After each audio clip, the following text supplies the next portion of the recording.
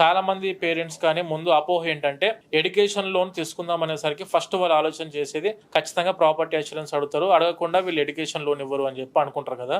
మేము దానికి ఏం చెప్తున్నాం అంటే మేడం, ప్రతి ఒక్క పేరెంట్ కైనా స్టూడెంట్ కైనా అబ్రాడ్ కి వెళ్ళి మీరు మాస్టర్స్ చదువుకోవాలనుకుంటున్నారా, వితౌట్ ఎనీ ప్రాపర్టీ మేము ఎడ్యుకేషన్ లోన్ ఇప్పించడానికి మన ఆఫీస్లో మీరు ఒక్కసారి విజిట్ అయ్యారంటే ఎడ్యుకేషన్ లోన్ ఇప్పించడానికి బ్యాంకు వాళ్ళతో టైఅప్ అయి ఉన్నాం మనము. సో ఒక్కసారి వచ్చారంటే విత్ లో రేట్ ఆఫ్ ఇంట్రెస్ట్ మనం ఎడ్యుకేషన్ లోన్ అందించేది వచ్చేసి జస్ట్ ఫర్ 75 పైసే నుంచి స్టార్ట్ చేసి డిపెండింగ్ అపాన్ ద సిబిల్ ఇలా ఇంట్రెస్ట్ రేట్ అనేది మారుతూ ఉంటుంది. బ్యాంకు తగ్గట్టుగా వాళ్ళ రేట్ ఆఫ్ ఇంట్రెస్ట్ మారుతూ ఉంటుంది. కానీ 100% వితౌట్ ఎనీ ప్రాపర్టీ అష్యూరెన్స్ లేకుండా ఖచ్చితంగా మనము ఎడ్యుకేషన్ లోన్ అనేది స్టూడెంట్స్ కి అందిస్తాము.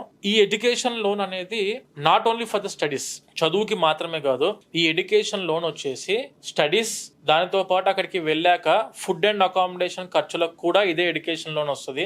అండ్ వెళ్ళడానికి కావాల్సిన ఫ్లైట్ టికెట్ కూడాను ఎడ్యుకేషన్ లోన్ ఇప్పిస్తాము.